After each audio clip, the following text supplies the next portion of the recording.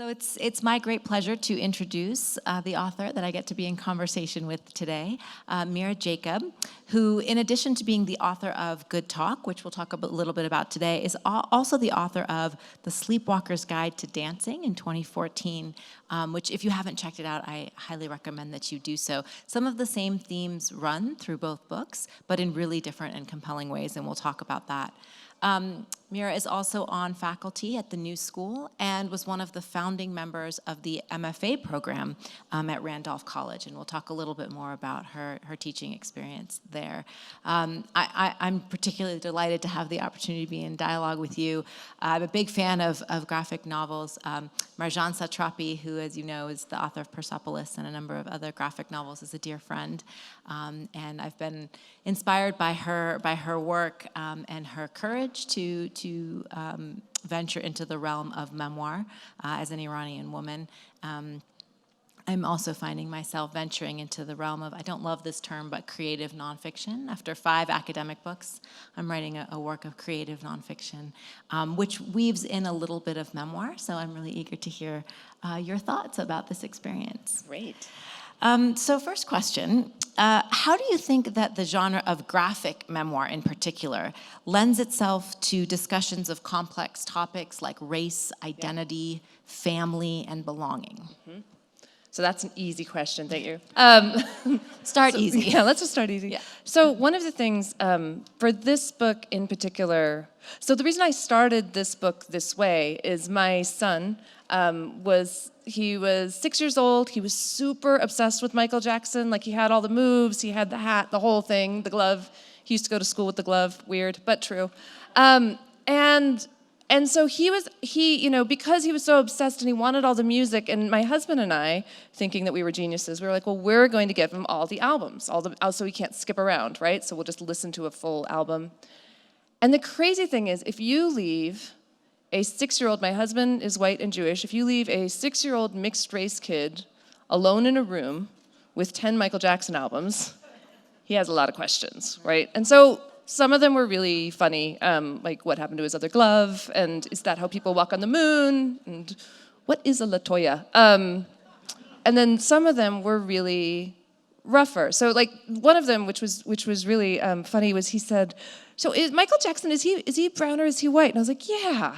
So, well, he's black, so that means his skin was brown, and then he turned white. And he goes, he turned white? And I was like, yeah. And he goes, are you going to turn white? And I was like, no. And he goes, am I? And I was like, no, you're not going to turn white. And he said, well, Daddy? And I said, but Daddy's already white. And he goes, but was he always? And so that was, there was something really hilarious about that. And then a few days later, we were on a subway, and he said, are white people afraid of brown people? And I knew kind of where this had taken root in him. I knew we were watching the television. Ferguson was going on at that point. We were walking sometimes in New York, and we'd get shut down by marches, and he'd say, what are they marching for? And I would say, a black boy, an unarmed black boy was killed. Another one? Yes. So I knew he was starting to understand that, but I also didn't know how to talk about it. And so what I normally would do is write an essay. So, you were talking about creative nonfiction and how that's a really weird term, but I'm with you. Like, there's a lot that falls into that. So I started writing that essay, but every time I wrote it, I should also say this is in the time and the tenor of America before the 2016 election, when I think a lot of the things that sort of came out during that election were still under the surface enough. People were still in a certain level of denial about what was happening in the country and how angry people were and how much hatred there really was. So it was hard to just say, this is hate, and my kid's picking up on it, and I'm terrified. It was hard to just say that without having people come back at me, as they often did when I wrote essays like that, saying, you're paranoid. And you know why your kid's upset? Because you're making him upset. Nothing we're doing is making him upset. You've raised a paranoid child. And so I couldn't do it. Like, I think the combination of knowing that those people are out there, knowing that I get a fair amount of, what most women of color online get, which is a combination of death threats and people attacking my ability to be a mother, I was sort of prepared for that, but what I wasn't prepared for was them going after my son. So what I did one day, just out of frustration, is I drew us on printer paper very quickly, and I cut us out.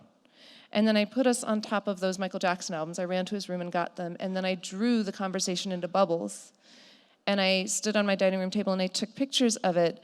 And it did this really neat trick in my brain, which is it stopped me from having a conversation with the people that didn't want to believe me anyway. And it let me show the conversation that was happening, just for what it was worth. Do you know, like you just sort of put it down and you're like, this is a thing. This is what it looks like. This is what's happening. And you sort of interrupt the part of you that's stymieing you before you can even get the words out. So when you ask me, what does a graphic work do that's different? For me, it's that. It's the ability to give people in here the feeling that they're just eavesdropping on a conversation. I think so many people aren't ready to look at themselves or their own role in what's happening in the country. I think there's a lot of defensiveness that comes up immediately when you talk about some of these things. And I think somehow eavesdropping on the conversations that I've put in this book is easier to digest in some way, but it's just as indicting. That's great. Yeah, I mean, I think I can absolutely share with some of those frustrations that you have. I think, being post-2016, even when we were post-9/11, I was living in New York post-9/11 and thinking about kind of what is it to be an Iranian American or a Muslim woman, and then now thinking about my kids and how they relate to the world and finding ways to connect. And I think having the graphic novel component of it is incredibly powerful because, I think about Marjan Satrapi's work. My daughter, who is 9 right now, absolutely loves her work, right? Because she can connect to that. Yeah. She's a big fan of Raina Telgemeier, right? So she can connect to that. Oh, my son too, yeah. Yeah, and I think it's just a great way to bring in this other generation through image, right? So I'm now going to ask the other side of the question and ask you to talk about memoir. Because that's also something that I think many of us struggle with. I think many women of color struggle with how much do we put out there? Sure. What happens when we put it out there? Yeah. What happens when we're up in front of a class teaching about it? Yeah. And that's always been a hard thing for me. Even in this book I'm writing, like how much of myself do I reveal? Is it a betrayal, et cetera? So I'm wondering if you can comment on how memoir connects us, how memoir has the ability to connect us in ways that, let's say, a graphic novel like Chicken with Plums, well, sort of, but Raina Telgemeier graphic novels, they can't connect us in the same way. Like, I found your book so moving because it's so real, it's you, right? And so how does inserting memoir into the graphic novel genre provide a bridge? It's really interesting that you asked that. One of the things that I've noticed with this book, which has been really wild, with my last book I would get these incredibly sweet, long letters about somebody. My last book was a kind of a funny book about grief, for lack of a better term. I had lost somebody and I didn't see the book I needed in the world. So I made the book that could talk about grief in the way that I experienced it, which was both heartbreaking and also hilarious. With this book, I would say I get about 7 to 10 letters a week, and it's pretty wild because they're always from people. It's not from Indians raised in the Southwest married to Jewish partners. It's from everybody that falls slightly off the spectrum of how we talk about race when we talk about race in an America that largely sees it through a black and white lens. And there are so many of us with so many complications. And so when I say that, when we talk about that, I think what that actually means when it comes down to memoir is that there are so many of us wading through the really sticky territory of what it means to tell the truth about our families because it's not neat, because it doesn't fall easily on the kind of the way that kind of Twitter works, where everyone can be righteous in a perfect little unit, and you can just feel the fury and the indignation. But we all have these really uneasy borders in ourselves, these really seamy bits in the way that we're compromised. So for me specifically, I'll say, as an Indian American who grew up here, I was born and raised here, and I grew up in New Mexico. One of the things that's always really been hard for me, especially the first 20 years of my life, to get my brain around was, how is it that in some rooms I'm unwelcome, and in other rooms I'm sort of treated like a prized cow, and in other rooms, I'm completely invisible. And in other rooms, my Indianness is used as an excuse for somebody to say that they have a broad mind while ignoring all of my Black friends right to the side of me. Like, what does this mean to hold on to this particular identity? And what does my adjacency to whiteness, what does that look like? And I think that's the kind of thing that you can get at in Memoir, which is really wild. It's this really uncharted territory, because you're saying what your truth is, and you say it into a void, and then 7 letters come back at you in a week saying, it was me, I did it too, I saw this happen, it was also my family, I've never known what to think about this or that, I'm thinking about it differently. And that, to me, is kind of the incredible call and response that is unique to a memoir. Absolutely. But it's not without consequences. So I was going to ask you this later, but you mentioned your family. Oh, yeah. I mean, we're there already. Right, Okay. right. I mean, I figure, because you mentioned them, and I know we're gonna get to see some great Okay. images in a little bit. But and again, this is something I struggle with as somebody. I'm an anthropologist. I've written a number of books, based on interviews with my interlocutors. I've lived with them. I write about Iran and Dubai, 2 really interesting field sites. I'm always worried about, when I'm representing people, how I'm representing people, how they're going to respond. So as an anthropologist, we're trained to actually have our interlocutors read our work before we put it out there. But as I'm venturing into the creative nonfiction space, that's less of, and I write about my mom too. And I know family is a theme that runs. You have this really powerful scene with your mom here. I know that in your first book, it's a lot about your father. So, what has been the response of your family to how they have been portrayed? Yeah. How do they feel about that? So it's really funny. I will say that in the course of doing this book, there were several things that I ended up doing that I didn't think I was going to do, i.e. like drawing myself naked. Why? And then suddenly I was like, no, you have to do it if you're going to tell the truth about this moment. And so I thought those were the parts that my family was going to get upset about. Of course not. My family is like, but why did you make me look like this? Never mind about you being naked, but why? And my mother is actually amazing about this. She has this, what did she say to me? She said, Mira, I tell my friends when they ask, Mira has her stories and I know the truth. And then with my brother, when I showed him the book, he was like, yeah, no, it's great. Can you make me better looking? And then it was more complicated, because one of the things that you find out in this book, as kind of time is going on and my son's obsessed with Michael Jackson and he's having all these questions, my in-laws became avid Trump supporters. And it really, and I've been with my husband for 19 years, so these are not strangers to me, and they're also not enemies to me. They're people that I love, and I have seen through many rough situations, and the fact that suddenly we couldn't be in the same room together was actually really awful. It wasn't some easy heartbreak. It was a bloody one. And so when I sent it to them, I did send it to them before I put it out. I didn't send it to them, by the way, I should say, I would advise this for Memoir, I would never send it to somebody in the stages of doing it. Right. I would send it when it's done. And if somebody wants to really fight you on something, then you can think about changing it. But I would never send it to someone in process when they feel that they're an equal partner in it. So I didn't do that with them. I sent it to them when it was done, and I said, here is a story about our family. It is full of love and pain. I hope you see both. And my mother-in-law called me back after she read it, and she said, we read your book. It's very funny.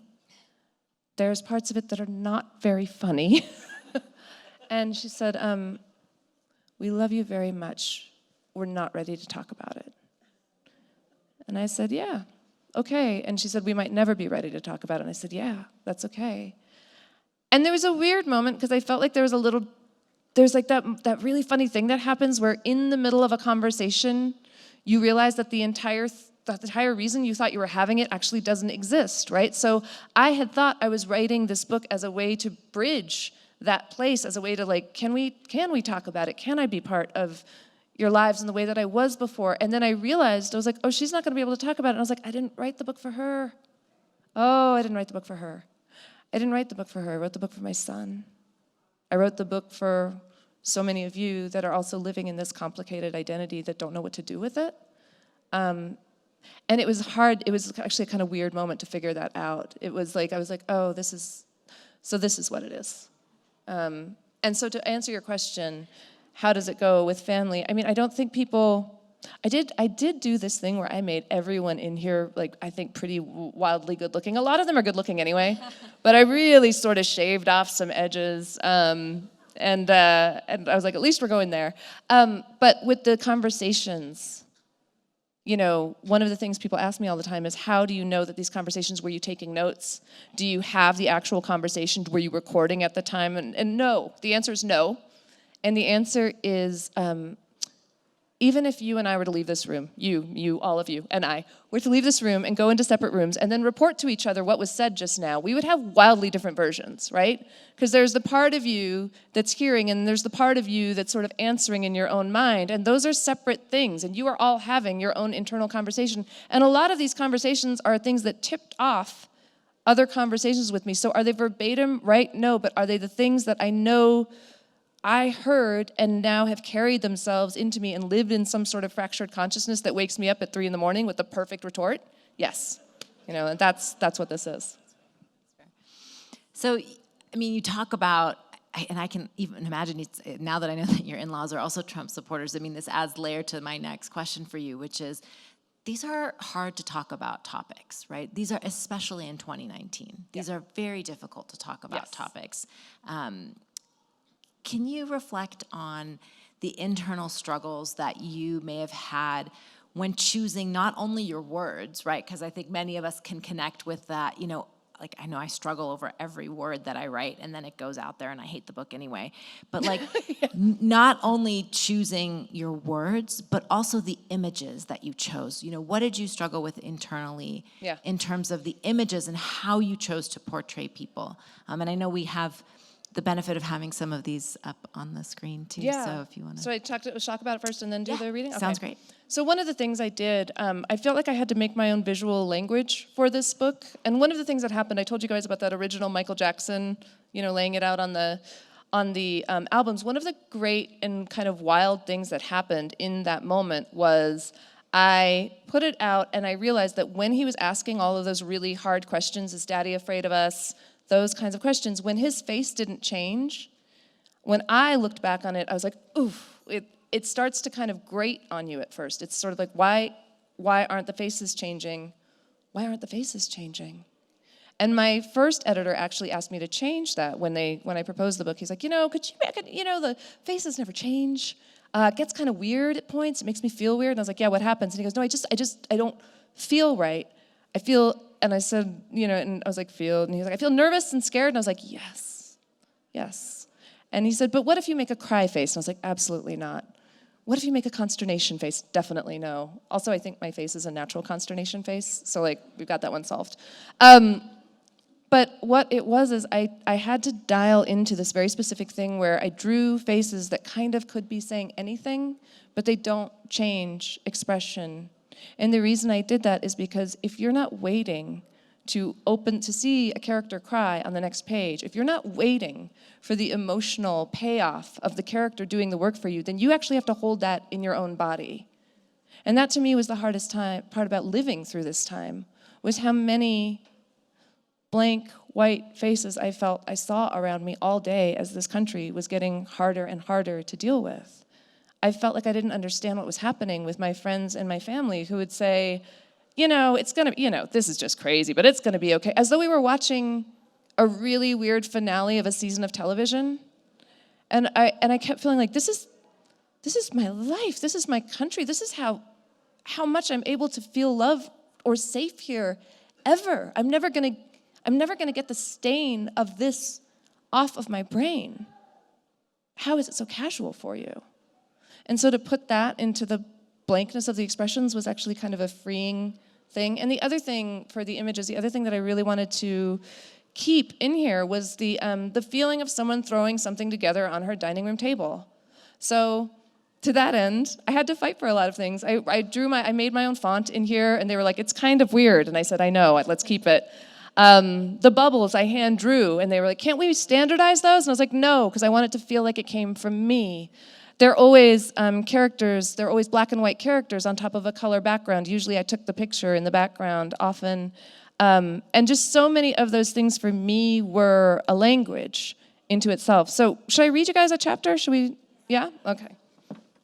And you are ready back there? All right.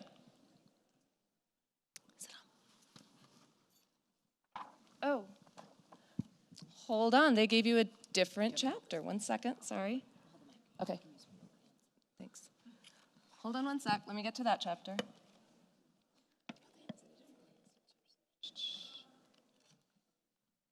Okay. One of the things that you're going to note in this chapter, somewhere on the television, yeah? That's what it says up there? You're going to hear me saying my parents' accents, which are Indian accents by way of New Mexico for 20 years. I use their accents because that's the only way that I hear them, and I miss those accents. Okay, somewhere on the television.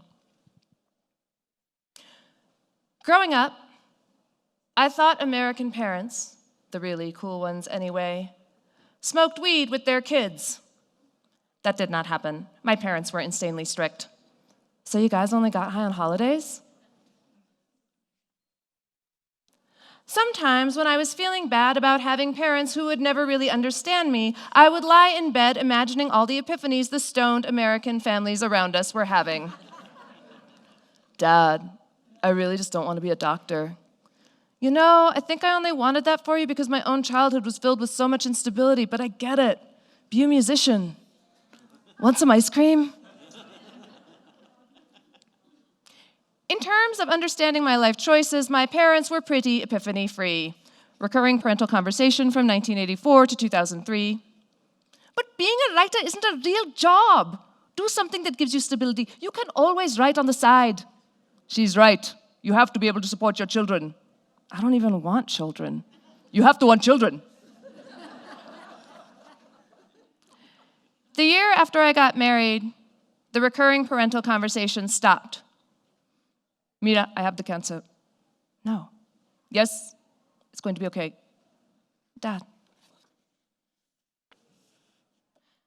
My dad getting cancer was not okay. It was not okay the first year with the first surgery, and by the third year, second surgery, and fifth round of chemo, it was really not okay. Eat one chapati, just one, you're wasting away. I can't. Dad, have you tried smoking weed? Are you nuts? The drugs will kill him. Things you didn't imagine doing in your 30s. House of the guy everyone bought weed from in high school. Oh, hey, does Dave still live here? My name is Cooper. I am 6. That's fantastic. Goodbye forever, Cooper. Thing you did not imagine doing ever. Hey, it's Mira. I was wondering if you knew where I could get some, it's for my dad. Guy who was always high in high school. Dude, seriously? That one guy you went on a date with. Wait, who is this? One of the carpool moms. You betcha, come on over, honey.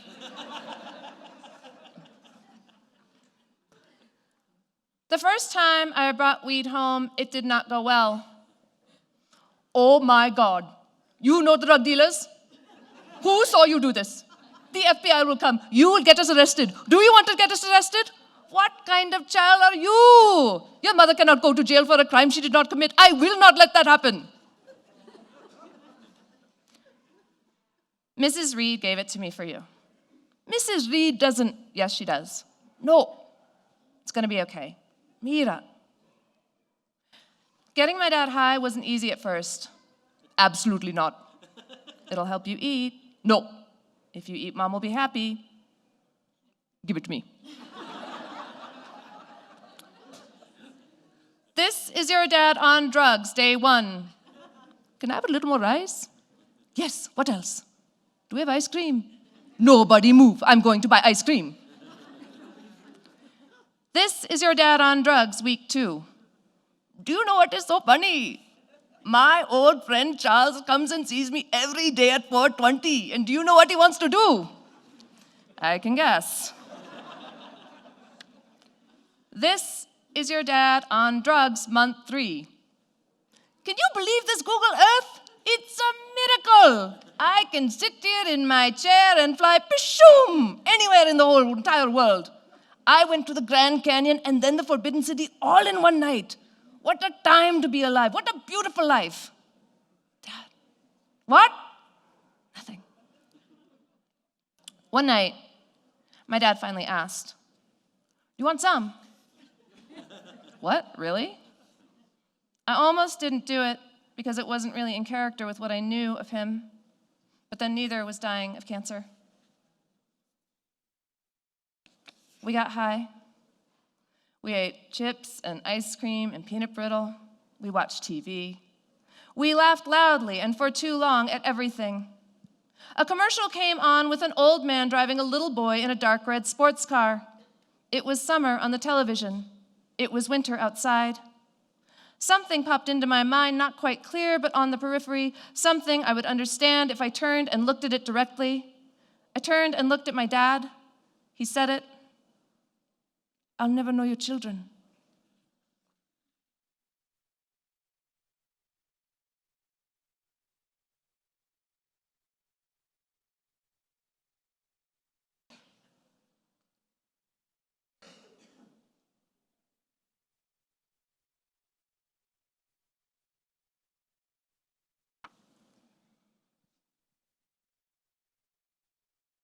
Two years after my dad died, I had a son.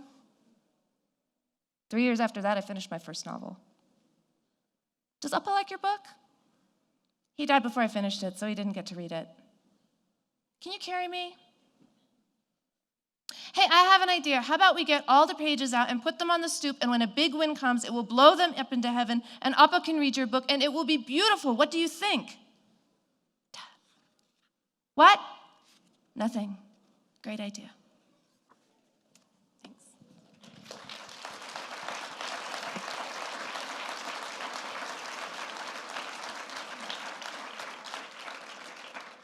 It's really powerful. The images and your words are incredibly moving. Thanks. So one of the other things that I think your book does so well, especially and is so needed today in 2019, and in America, and actually also across the world, but as we sit here, our sense of being an American, or what that even means, is kind of unraveling. Yeah. And who gets to be an American, and who gets to claim that title. And I loved one of the poems that opened this morning, Amrit's poem about the hyphenated American. I'm a hyphenated American, you're a hyphenated American. So one of the things that I think your book does really well is it's an important intervention on the narrative of Americanness and a different experience of Americanness. And it's a different type of epistemology. It's a different type of knowing and knowledge production. So can you comment on that and how this is also an intervention for our children who are going to be growing up as further hyphenated Americans, right? Yeah. Like my husband is Chinese American, I'm Iranian. Like, I mean, they're all growing up as these like multi-hyphenated Americans. Yeah. And can you talk about the work that this is going to do for our kids? Yeah, sure. I think one of the things that it took me a really long time to figure out how to kind of turn this around in my own brain. But one of the things, because my parents came in the 60s and because I was raised, our family was the third family to move into New Mexico, the Indian family to move into New Mexico, and that's, of course, according to the other two Indian families.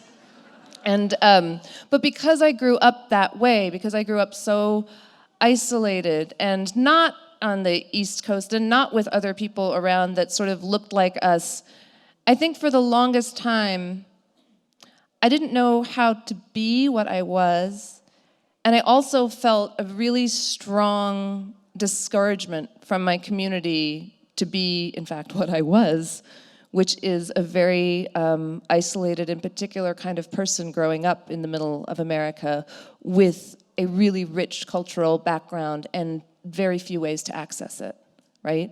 So like, who are you when you're that person? And the way that it was presented back to me when I was growing up was really with a lot of like, it's really too bad about you.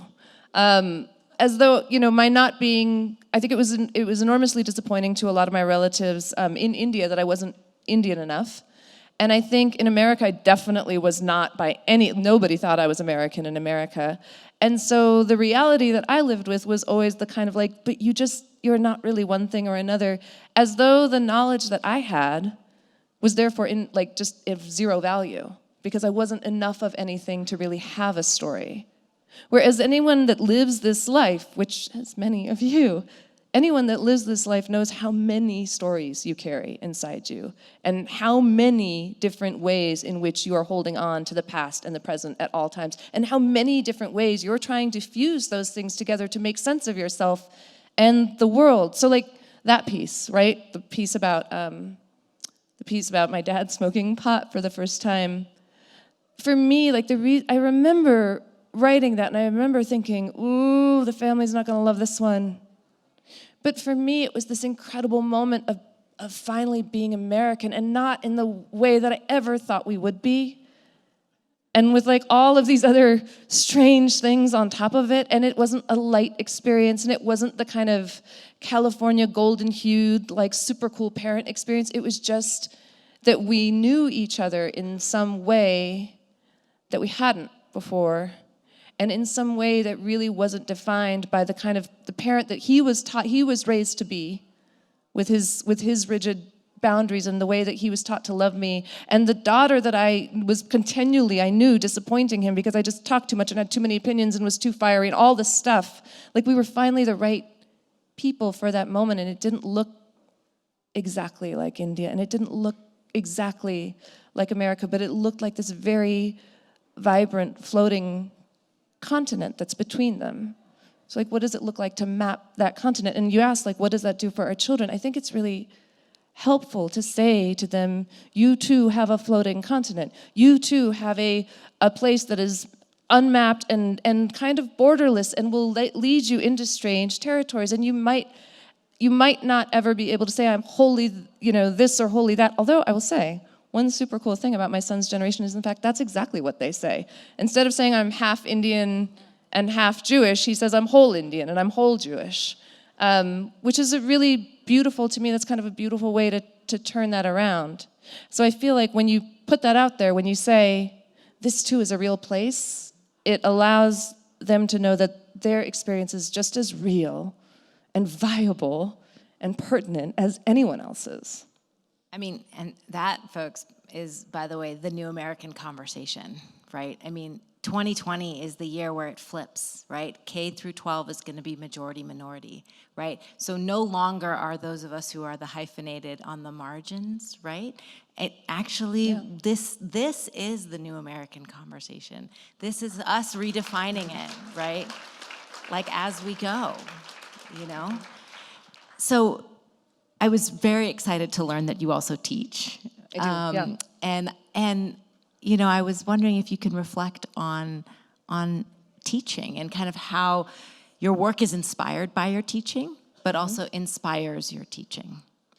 Wow. Okay. Yes. So one of the things actually I just recently did was I helped launch a program. It's a writing program at Randolph College, and the faculty is probably 90% people of color. I was just talking to my cousin who teaches here at Boulder about what happens when you're in that situation and how much it changes, about the kind of things you can talk about in the classroom, and also the freedom, not the freedom, it's being believed. It's that thing that I was talking about before, which is you talk to people who believe you because they even if they haven't had the same experience, they believe that your experience might have happened because their own goodness isn't centered in it having not happened. So that's a really wild and beautiful experience. I think so much of my teaching and so much of this book was just a fever dream of, I need to get this out for them, like for this generation that I felt like had lost so much. For my niece, I remember calling her the day after the election, and I was like, I'm gonna fight. I don't know what to tell you. I'm so sorry. She was one of those kids that, was like 13 and just broken by it. And I said, I don't know what the fight is gonna look like, but I'm gonna fight so hard for you. I want you to know that. And I think part of that and part of my teaching has been the idea of saying to those kids, there is an us. Like, no matter what they tell you, there is an us, and we are here, and we are vibrant, and we do not belong to any single census box. We can't be checked off anywhere. You're not going to find us, kind of talked about in the ways in which people have talked about race before. You will not see yourself on the form, but there is a world of us, and we need to hear from you. So write to us. Write to us, because every time you write to us, we are better ourselves. We become more ourselves. And that's, I think, the thing that has informed a lot of my teaching lately, is to say that. And the relief that students have that goes directly against the thing that you started in the beginning, which is we, as women of color, and coming from these communities where you don't ever want to say a bad thing about your community, because God forbid everybody decide your community is some horrible thing, right? Like, you don't want to do that. To say to people, like, you're only thinking of one kind of reader for your work, which is the reader that won't believe you, or the reader that inherently wants to look at your race as bad. But think of all the other yous there are out there. Think of how many other yous need to hear your truth. That changes everything, right? That flips what you do in a big way, and it helps you say the thing that is real. So I know we're going to have to turn it over to the audience in a moment, but you talked about getting like 7 letters, or probably many, many hundreds, if not thousands of letters. What has been kind of your feeling about the response to this book?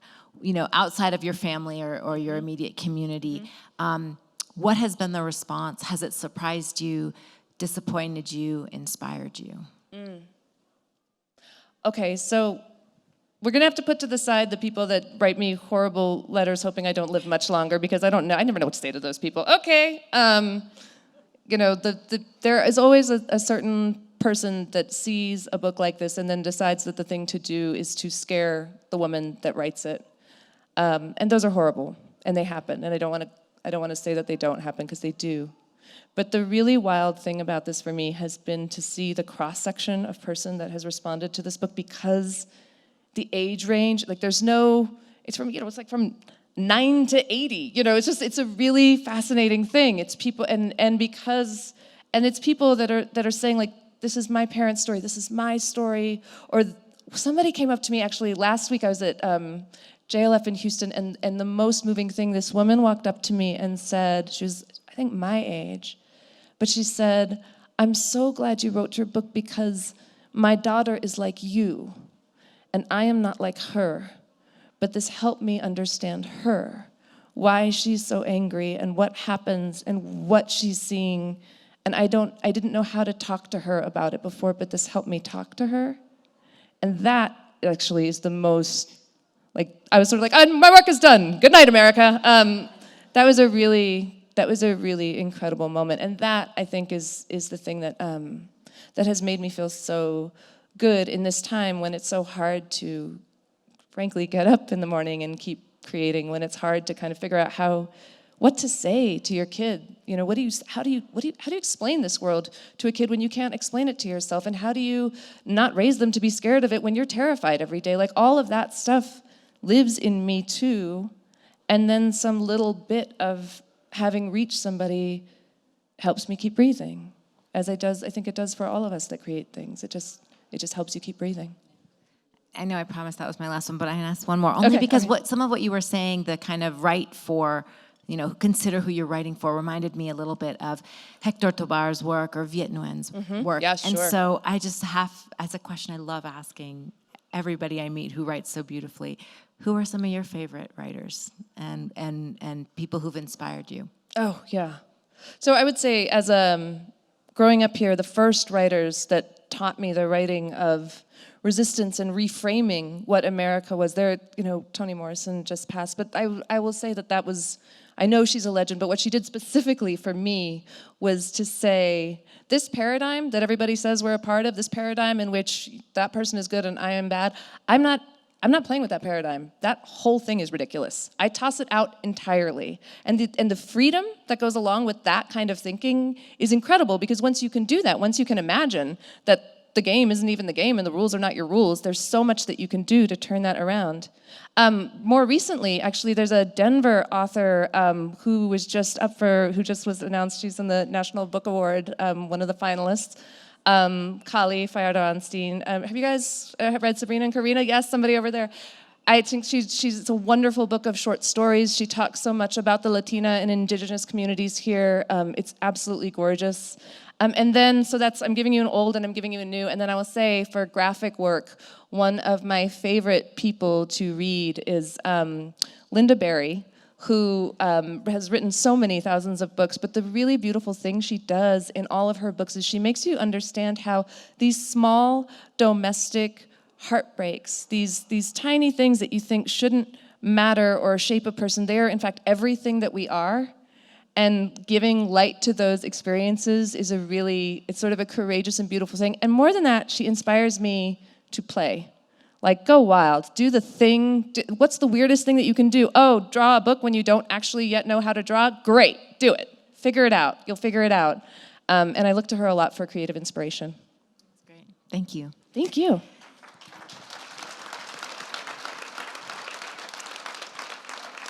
So I think we're gonna, hopefully there's a few mics roving around the room. I think we're gonna open it up now to some questions. And I am gonna ask that we have a hard stop at 3 so that Mira can sign some books before she has to be on her way to the airport. So I'll be doing the hard job of keeping time. But let's go ahead and open it up. The ushers right here have the microphones, so whoever will get their attention first gets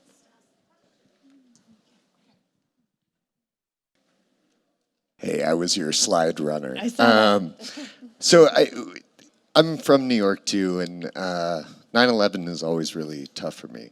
And 2 weeks ago, I was talking to my Indian neighbor, and he said that moment defined his life forever. He said before that, he was like an innocent Indian guy, and after that, he was a terrorist. So we spent the rest of the time talking. Sorry, I ran over here, so I lost my breath. We spent the rest of the time talking about our experiences in this, and then how to push that forward. So I guess my question is, aside from being activists, aside from sharing our stories, how can we teach?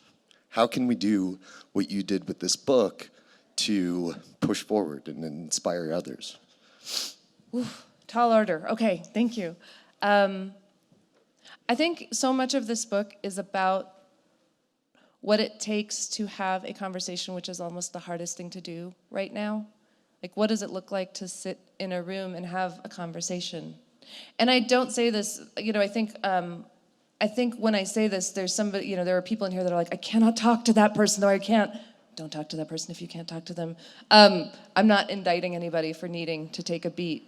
But I find that the thing, for me, with my in-laws, for example, for me to continue to stay in a conversation with them, despite the fact that nothing has changed, despite the fact that I don't think they're ever going to stop supporting this man, and I don't think they're ever going to understand the cruelty of what he's done. I don't think they're going to ever understand what it did to me or my son. I know they know how hurt I am because I wrote a book about it. I'm also going to keep showing up for them. I'm also going to go to their hospital rooms when they're sick, and I'm going to clean their house when they need it, and I'm going to keep helping them because, to me, the act of imagining a pathway back to love is the biggest resistance I can have against Trump.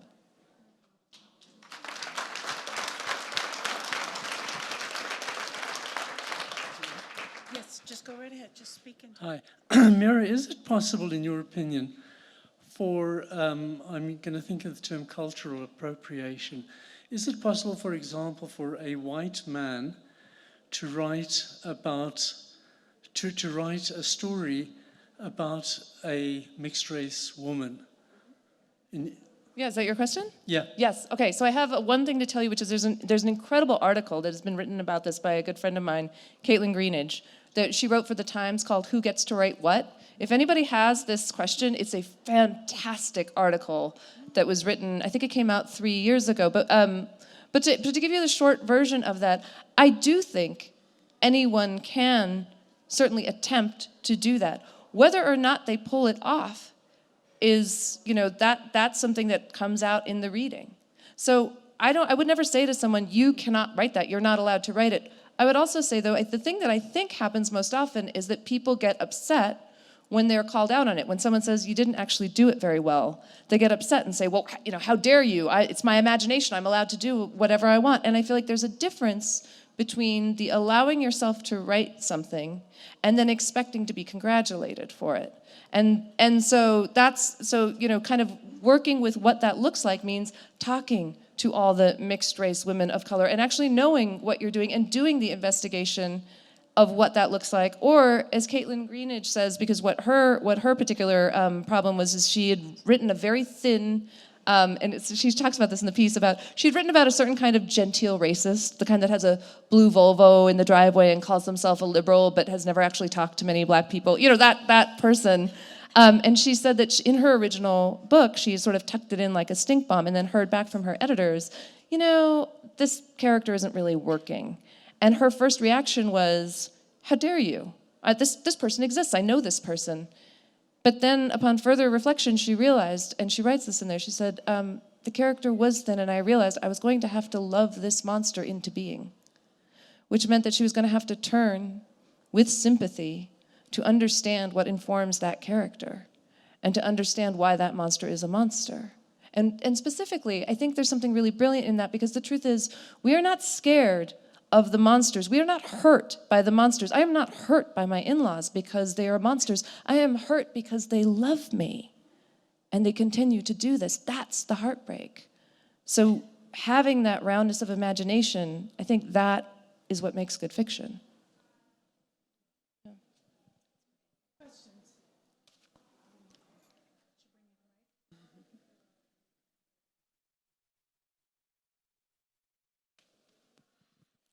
I have a kind of anthropological question for you both. It seems to me that at the kind of intelligentsia level of society, people who go to good universities and so forth, that there's a lot of kind of cosmopolitan intermarriage, a lot of hyphenated and hyphenated squared, and so you can project that in 2 generations or something, there'll be kind of a racially identified cosmopolitan intelligentsia internationally, well, at least in Europe and America, which is where everyone is kind of part Indian, part Jewish, part white European, part Iranian, etc. But for poor people, I don't think this is going to be true. I think there's going to continue to be strong racial identity or cultural identity because they don't go to universities where there's a lot of mixture of people. And so I guess comment on the class implications of hyphenated cultures. It seems to be more true for kind of professional class people and will be less true for poor people going forward. Okay, I want to say that, and if you want, I guess I'm actually not understanding I'm not buying the first part of the argument because I'm in New York City where the lower classes are very mixed as well. Like, they just are. And that, I think that I don't, so there's 2 things. One is that I don't actually think that there's intermarriage just at the upper class level. I think it's everywhere, and I think that has been true in America for a very long time. But the other part of this is, I think there's an inherent danger in believing that mixed race marriages will inherently result in a more equal society. I think that's a fantasy.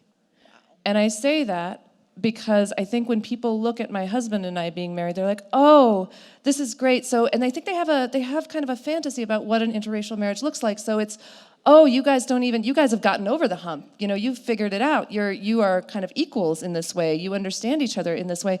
But the truth is that all of the things that have happened, all of the same programming that happened for me growing up in a white patriarchal society have happened for him. Those things are enacted within our marriage. That's what the book is about. What happens when your husband, who you love very much, says these same things to you that have broken your heart in a million boardrooms, in a million classrooms, in a million ways? What happens when it's coming from the person closest to you? So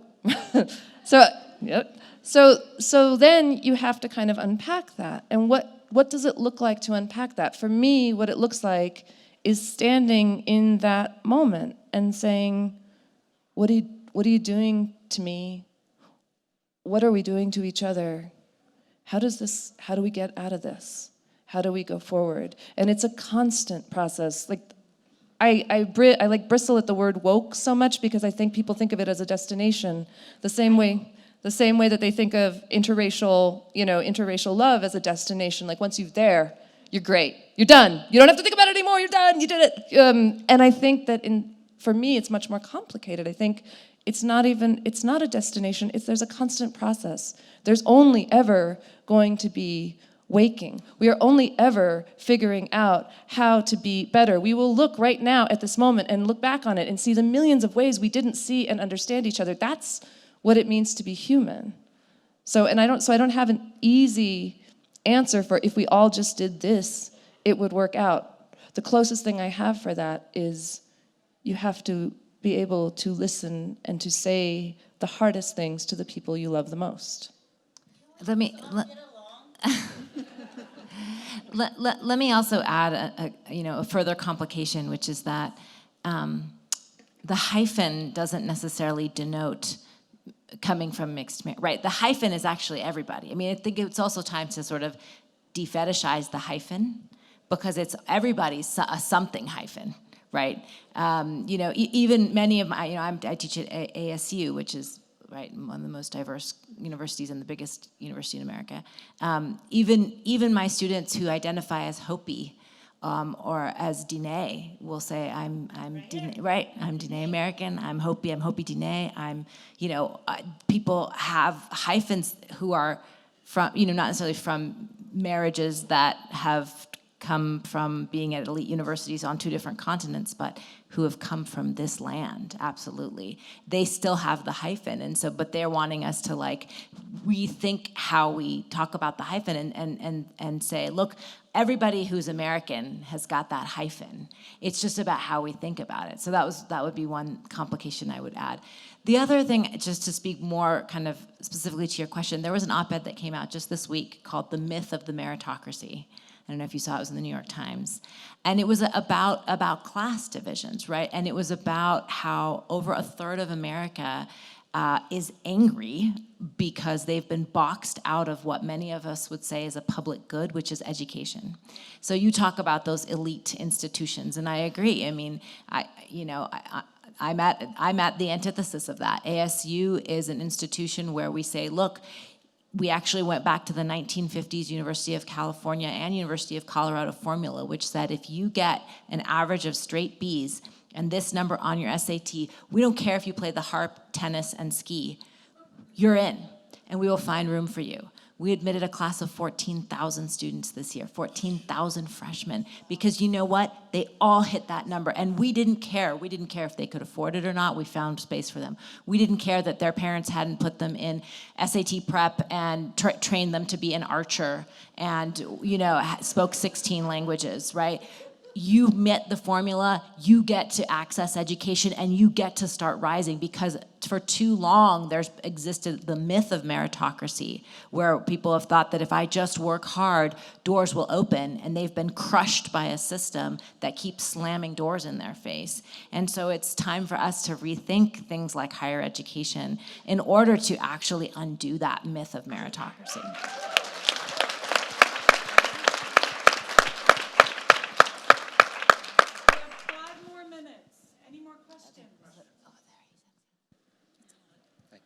Hi, I'm a middle school librarian, and I bought your book to add to our collection. I'm here in the public schools, and you've dispensed such wonderful wisdom, and I've been very inspired, and I hope I can ask one more question, and you can as well lend your experience and your perspective. So when students come into the library and they read books like this, or I introduce them to books that challenge some of the status quo, I feel liberated, but they don't always. Yeah. They have so many years still in the institution. And what might you say to an 11-year-old who is trying to find the fullest expression of their humanity and yet are marching through an American public school institution? Sure. I mean, I think, but let me just ask you. Sorry, can you? Are you asking specifically when their lives aren't going to change, when their knowledge of what they should, how they should be treated, changes, but their situation doesn't change? Is that what you're asking, or can you elaborate a little more? I guess as an adult, I feel we have more autonomy over our choices. Yes. And children don't. Yes. And yet the anguish, the challenges, the journey that they're going through, they've got a lot longer Totally. when they're 11 Yep. than I do at 55. Yes. As far as what I can make a change to, Yep. to express Yeah. who I am. Yeah. What do you tell an 11-year-old? So you know what? So this is interesting because I actually have an 11-year-old at home. My son is about to turn 11 next month. And I don't have like a solution like, you tell them this, and then they run off with butterfly wings.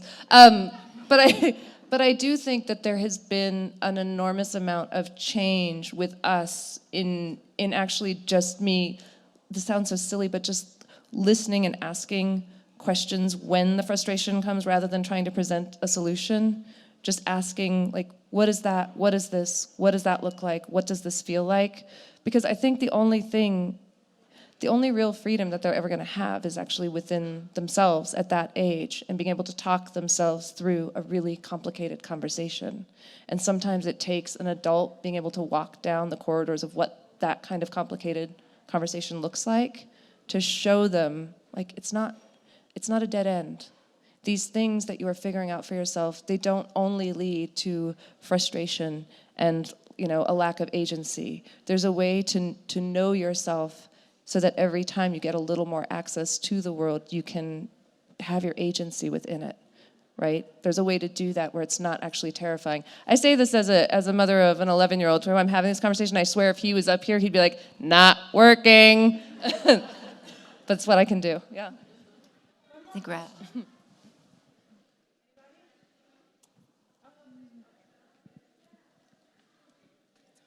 Thank you. Hi. I'm curious what chapter you thought you were going to be reading. Oh, sure. I thought I was going to be reading, there's a chapter in there called it's called The American Revolution.